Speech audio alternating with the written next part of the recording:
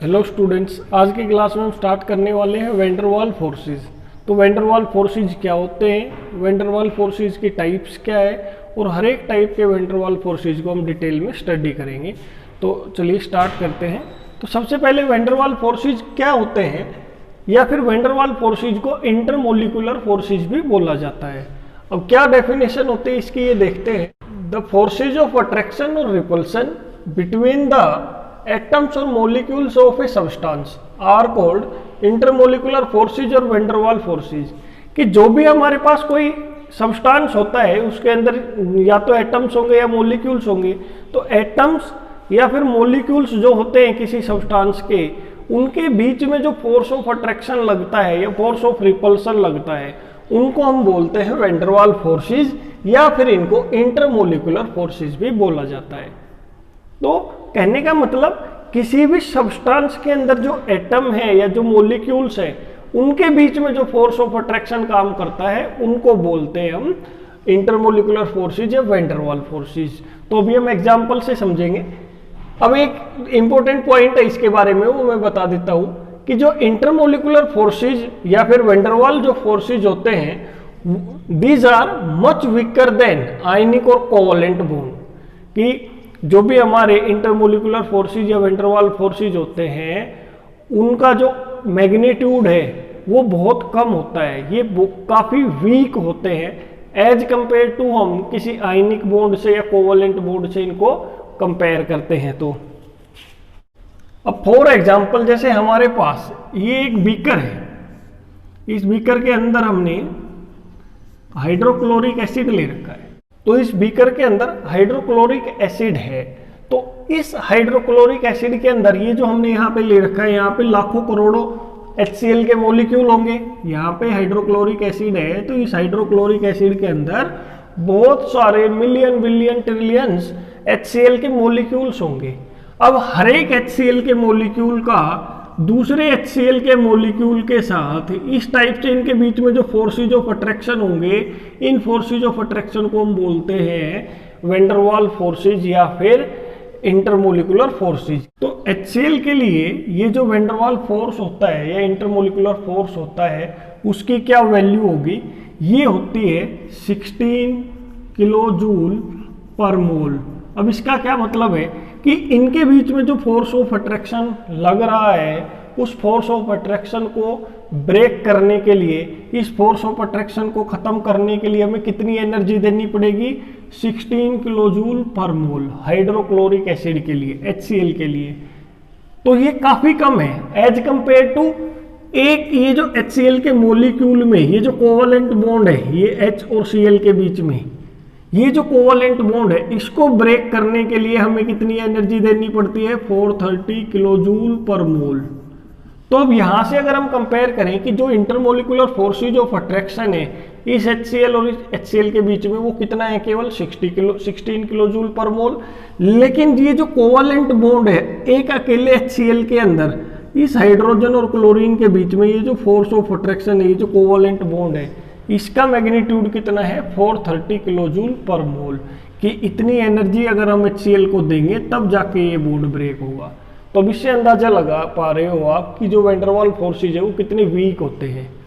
इसके बाद अभी हम देखते हैं types of van der Waals forces.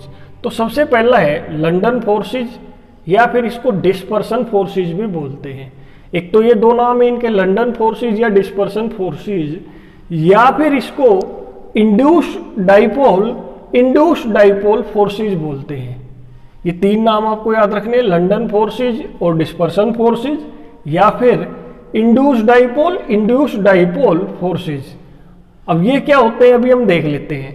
तो the forces of attraction between the molecule of a non polar substance is called London forces और डिस्पर्सन फोर्सेज। कि जो हमारे पास नॉन पोलर मॉलिक्यूल होते हैं, जो नॉन पोलर सब्सटेंस होते हैं, उनके मॉलिक्यूल्स के बीच में जो फोर्स ऑफ अट्रैक्शन लगता है उनको हम बोलते हैं लंडन फोर्सेज या फिर डिस्पर्सन फोर्सेज। तो ये पॉइंट याद रखना है कि जो नॉन पोलर सब्सटेंस होंगे जिनकी डाइपोल मोमेंट 0 होती है, उन सब्सटेंस को बोलते हैं नॉन पोलर सब्सटेंस। तो नॉन पोलर सब्सटेंसेज के अंदर जो मॉलिक्यूल होते हैं या जो एटम होते हैं, उनके बीच में जो फोर्स ऑफ अट्रैक्शन होता है उनको बोला जाता है लंडन फोर्सेज या डिस्पर्सन फोर्सेज। तो ये नाम कहाँ से आया है, इंड्यूस्ड डाइपोल फोर्सेज।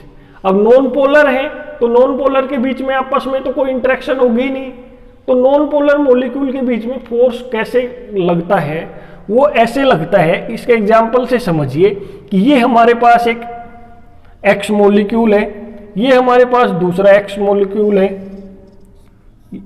ये दो हमारे पास एक्स मॉलिक्यूल है, एक ये एक्स मॉलिक्यूल है, ये दूसरा एक्स मॉलिक्यूल है, या ये एक्स एटम है, ये दूसरा एक्स एटम है। तो यहाँ पे आप देख रहे हो कि ये जो एटम्स हैं ये कंप्लीटली सिमिट्रिकल है, ये कंप्लीटली सिमिट्रिकल है, इनके अंदर कोई भी पॉजिटिव और नेगेटिव चार्ज यहाँ पे डेवलप नहीं हुआ है। न्यूक्लियस एकदम सेंटर में लाई कर रहा है, यहाँ पे न्यूक्लियस एकदम सेंटर में लाई कर रहा है और completely symmetrical electron charge cloud है। इनके ऊपर इलेक्ट्रॉन डेंसिटी पूरे एटम के ऊपर यूनिफॉर्मली इक्वली डिस्ट्रीब्यूटेड है। तो यहाँ पे कोई भी पॉजिटिव और नेगेटिव चार्ज सेपरेट नहीं हो रखे हैं। लेकिन क्या होता है कि ये आपको पता है कि जो एटम्स होते हैं वो रोटेट करते रहते हैं, मूव करते रहते हैं।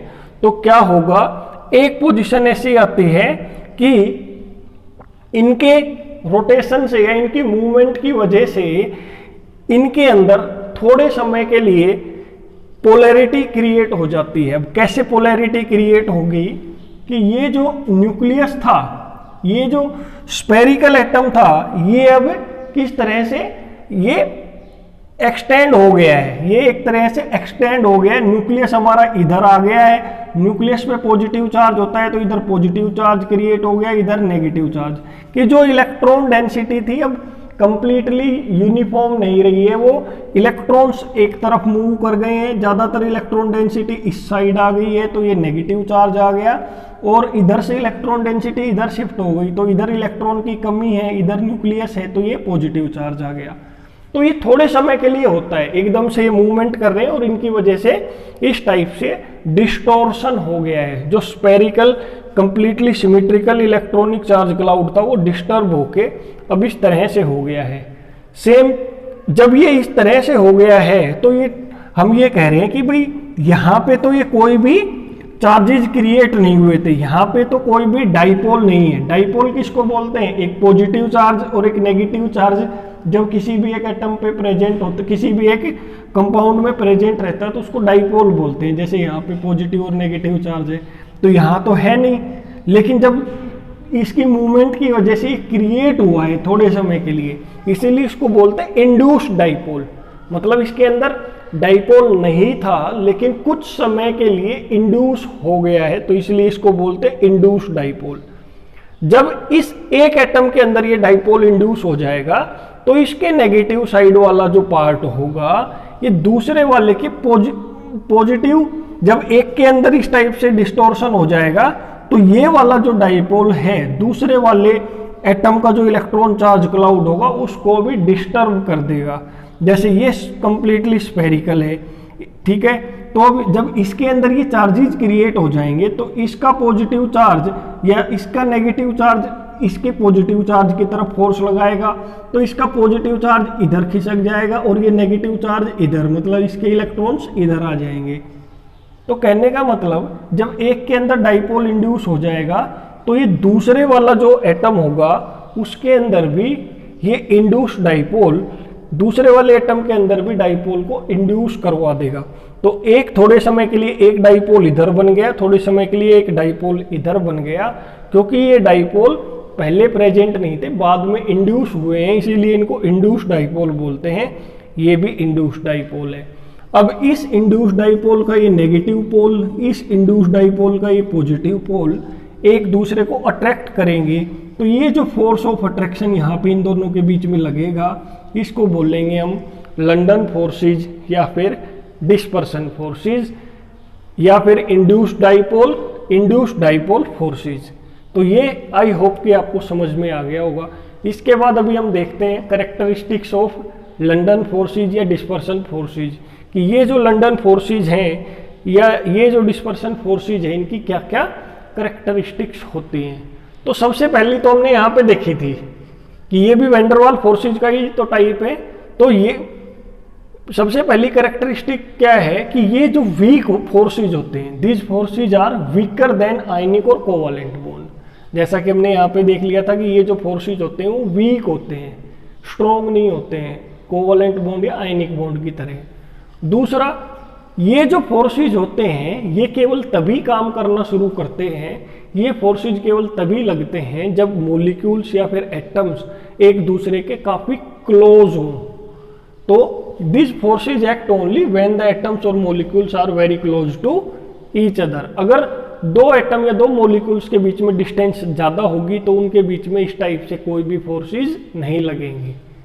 थर्ड पॉइंट क्या है, this forces are always attractive. ये जो फोर्सेज होते हैं इनका नेचर हमेशा अट्रैक्शन का होता है, ये हमेशा एक दूसरे मॉलिक्यूल्स को अट्रैक्ट करते हैं। मतलब इन फोर्सेज की वजह से डिफरेंट मॉलिक्यूल्स में हमेशा अट्रैक्शन होगा, रिपल्सन नहीं होता इन फोर्सेज की वजह से। और जो अट्रैक्शन होता है तो हर एक फोर्स ऑफ अट्रैक्शन को मेजर करने के लिए इंटरेक्शन एनर्जी होती है, और इन फोर्सेज के लिए जो इंटरेक्शन एनर्जी होती है, interaction energy E is inversely proportional to 1/R6। Sorry, E is directly proportional to 1/R6। अब ये R क्या है, distance between the interacting atoms या मॉलिक्यूल्स, कि जो भी एटम या दो मॉलिक्यूल आपस में अगर इंटरेक्ट कर रहे हैं तो उनके बीच में डिस्टेंस कम है, मतलब वो नजदीक हैं, तो इंटरेक्शन एनर्जी ज्यादा होगी, उनके बीच में फोर्स ऑफ अट्रैक्शन भी ज्यादा लगेगा। इस पॉइंट से ये सेकंड वाला पॉइंट भी कंप्लीट हो रहा है कि R कम है, मतलब जब उन दो एटम या मॉलिक्यूल के बीच में डिस्टेंस कम है तो फोर्स क्या लगेगा, ज्यादा। वो यहां से पता चल रहा है हमें कि R कम है तो E की वैल्यू क्या होगी, ज्यादा। नेक्स्ट पॉइंट क्या है, this forces increase with increase in number of electron, कि जिन भी एटम में या जिन भी मॉलिक्यूल्स में ये फोर्सेज लग रहे हैं, लंडन फोर्सेज या डिस्पर्सन फोर्सेज, अगर उन एटम या मॉलिक्यूल में नंबर ऑफ इलेक्ट्रॉन्स इंक्रीज होंगे तो ये फोर्सेज का जो मैग्नीट्यूड है वो भी इंक्रीज हो जाएगा। नेक्स्ट पॉइंट क्या है, this forces increase with increase in molecular mass of the substances. तो जिन भी मॉलिक्यूल्स में या जिन भी एटम्स में ये वैन डर वाल या डिस्पर्सन फोर्सेज काम कर रहे हैं, उन एटम या मॉलिक्यूल का अगर मोलिकुलर मास इंक्रीज होगा तो इन फोर्सेज का मैग्नीट्यूड भी इंक्रीज हो जाएगा। नेक्स्ट पॉइंट क्या है, this forces increase with decrease in temperature, कि अगर हमारे पास कोई सब्सटेंस है उसका टेम्परेचर डिक्रीज कर देते हैं तो उस सब्सटेंस के मॉलिक्यूल्स के बीच में अगर ये लंडन फोर्सेज या डिस्पर्सन फोर्सेज या इंड्यूस्ड डाइपोल फोर्सेज अगर वहाँ पे काम कर रहे हैं तो टेम्परेचर डिक्रीज होने से उनका मैग्नीट्यूड, वो जो फोर्स ऑफ अट्रैक्शन है वो इंक्रीज हो जाएगा। क्योंकि जब टेम्परेचर डिक्रीज होता है तो हमें पता है मॉलिक्यूल्स की काइनेटिक एनर्जी, एटम्स की काइनेटिक एनर्जी कम हो जाती है। अब उनकी मूवमेंट जो है वो एक जगह से दूसरी जगह मूव कर रहे हैं, वो स्लो मूव करेंगे। जब वो स्लो मूव करेंगे तो ऐसी सिचुएशन ज़्यादा समय तक रहेगी जब दो एटम या दो मॉलिक्यूल एक दूसरे के नज़दीक रहें। तो जब वो नज़दीक रहेंगे तो फोर्स ऑफ अट्रैक्शन क्या होगा, ज़्यादा। नेक्स्ट है, this forces increase with increase in pressure, कि जब भी किसी भी सब्सटेंस पे या किसी भी सब्सटेंस के एटम्स या मॉलिक्यूल्स के ऊपर प्रेशर लगाया जाता है तो हाई प्रेशर लगाने की वजह से एटम्स और मॉलिक्यूल्स एक दूसरे के नज़दीक आ जाएंगे, और नज़दीक आने से हमें पता है फोर्स ऑफ अट्रैक्शन इंक्रीज हो जाएगा। तो ये हमने कैरेक्टरिस्टिक्स देख ली है लंडन फोर्सेज या फिर डिस्पर्सन फोर्सेज की। तो इसके बाद अभी सेकंड वैन डर वाल जो फोर्स है उसका नाम है डाइपोल फोर्सेज, या फिर इनको कीजम फोर्सेज भी बोलते हैं। डाइपोल फोर्सेज या फिर कीजम फोर्सेज, ये कौन से फोर्स होते हैं, ये ऐसे फोर्स होते हैं या फिर ये वाले जो फोर्सेज हैं ऐसे मॉलिक्यूल्स में काम करते हैं जो पोलर है, जिनके अंदर परमानेंट डाइपोल मोमेंट होती है। तो जो पोलर मॉलिक्यूल होते हैं जिनके अंदर परमानेंट डाइपोल मोमेंट होती है, उन मॉलिक्यूल्स के बीच में जो फोर्सेज ऑफ अट्रैक्शन काम करता है उनको बोलते हैं डाइपोल फोर्सेज या फिर कीजम फोर्सेज। फॉर एग्जाम्पल, जैसे हमारा हाइड्रोक्लोरिक एसिड होता है HCl, ये पोलर मॉलिक्यूल होता है। अब पोलर नॉन पोलर मॉलिक्यूल कैसे पता चलता है कौन सा पोलर है कौन सा नॉन पोलर, तो लास्ट सेमेस्टर में हमने केमिकल बॉन्डिंग में ये डिस्कस किया हुआ है, जिसका जो यूट्यूब लेक्चर है वो प्रेजेंट है हमारे चैनल पे। इसके बाद अभी हम यहाँ पे अगर देखते हैं तो HCl में ये जो हाइड्रोजन है इसके ऊपर ये पॉजिटिव चार्ज होता है और जो क्लोरीन है इस पे नेगेटिव चार्ज होता है। पार्शियल चार्जेस होते हैं due to electronegativity difference of hydrogen and chlorine. कुछ चार्ज जो क्लाउड है वो यहाँ से हाइड्रोजन की तरफ से क्लोरीन की तरफ मूव करता है, इसलिए यहाँ पे नेगेटिव आ जाता है, यहाँ पे पॉजिटिव। तो ये पोलर मॉलिक्यूल होता है। तो एक HCl का ये मॉलिक्यूल, दूसरे HCl का ये मॉलिक्यूल, तो यहाँ पे क्या होगा, इसका नेगेटिव पोल और दूसरे वाले HCl मॉलिक्यूल का ये पॉजिटिव पोल, इनके बीच में फोर्स ऑफ अट्रैक्शन काम करेगा। तो ये जो फोर्स ऑफ अट्रैक्शन लग रहा है, इसके एक मॉलिक्यूल का ये नेगेटिव पोल, दूसरे वाले मॉलिक्यूल का ये पॉजिटिव पोल, तो ये जो फोर्स ऑफ अट्रैक्शन काम करता है इसको बोलते हैं डाइपोल डाइपोल अट्रैक्शन। कि एक डाइपोल ये है, एक पॉजिटिव नेगेटिव, दो पोल है तो एक डाइपोल ये है, एक डाइपोल ये है, इनके बीच में जो फोर्स ऑफ अट्रैक्शन काम कर रहा है उसको बोलते हैं डाइपोल डाइपोल फोर्सेज या फिर डाइपोल डाइपोल अट्रैक्शंस। तो जो भी पोलर मॉलिक्यूल्स है उनके अंदर ये डाइपोल डाइपोल या कीजम फोर्सेज प्रेजेंट होते हैं। फॉर एग्जांपल जैसे ये हाइड्रोजन ब्रोमाइड है, hydrogen iodide, nitrogen oxide, NO, इनमें भी क्या होते हैं, ये डाइपोल डाइपोल फोर्सेज प्रेजेंट होते हैं। कोई भी पोलर मॉलिक्यूल होगा उसमें ये फोर्सेज प्रेजेंट होंगे। अब इनकी कैरेक्टरिस्टिक्स की बात करें तो डाइपोल डाइपोल फोर्सेज या फिर कीजम फोर्सेज की कैरेक्टरिस्टिक्स क्या होती हैं। सबसे पहला तो ये this forces are stronger than London forces या फिर डिस्पर्सन फोर्सेज। तो जो अभी हमने लंडन फोर्सेज या डिस्पर्जन फोर्सेज पढ़े हैं थोड़ी देर पहले, उसमें हमने देखा था कि जो मॉलिक्यूल्स होते हैं जिनमें ये फोर्सेज प्रेजेंट होते हैं, लंडन फोर्सेज या डिस्पर्सन फोर्सेज, वो मॉलिक्यूल्स नॉन पोलर होते हैं, उनके अंदर अपनी परमानेंट डाइपोल मोमेंट नहीं होती है। तो उनमें क्या होता है कि पहले कुछ ही समय के लिए, कुछ सेकंड्स के लिए उनमें ये डाइपोल मोमेंट इंड्यूस होती है, थोड़ी देर के लिए डाइपोल मोमेंट उनमें क्रिएट हो जाती है और फोर्स ऑफ अट्रैक्शन थोड़ी देर के लिए काम करना स्टार्ट कर देता है। लेकिन इन फोर्सेज के अंदर तो परमानेंट डाइपोल होती है, हमेशा प्रेजेंट रहती है। तो ये वाले जो फोर्सेज है ऑलवेज काम करते रहेंगे, इसीलिए जो डाइपोल डाइपोल फोर्सेज है वो स्ट्रॉन्गर होते हैं देन लंडन या फिर डिस्पर्सन फोर्सेज। दूसरा क्या है, this forces act only when molecules are close to each other. Same last वाले फोर्स की तरह ये वाले फोर्सेज भी केवल तभी काम करना शुरू करते हैं जब दो पोलर मॉलिक्यूल एक दूसरे के काफी नजदीक हो। थर्ड क्या है, इसमें हमें याद रखना है कि हमने बताया था कि इन फोर्सेज ऑफ अट्रैक्शन को मेजर करने के लिए हम इंटरेक्शन एनर्जी का यूज करते हैं कि जब दो मॉलिक्यूल आपस में एक दूसरे के क्लोज आते हैं तो उनके बीच में कितना फोर्स ऑफ अट्रैक्शन लग रहा है वो इंटरेक्शन एनर्जी पे डिपेंड करता है। जितनी ज़्यादा इंटरेक्शन उन मॉलिक्यूल्स में होगी उतना ही ज़्यादा फोर्स ऑफ अट्रैक्शन होगा। तो डाइपोल डाइपोल फोर्सेज के लिए जो इंटरेक्शन एनर्जी होती है वो दो तरह से हम इसमें बताते हैं कि जब मॉलिक्यूल हमारे स्टेशनरी होते हैं, व्हेन मॉलिक्यूल्स आर स्टेशनरी, जैसा कि सॉलिड स्टेट में होता है। सॉलिड स्टेट में मॉलिक्यूल्स क्या होते हैं, स्टेशनरी होते हैं। अगर हमारे मॉलिक्यूल्स स्टेशनरी हैं, वो मूव नहीं कर रहे हैं, तो उस टाइम पे इंटरेक्शन एनर्जी इन फोर्सेस के लिए कितनी होती है, 1 किसके प्रोपोर्शनल होती है, interaction energy is proportional to 1/r3 r3।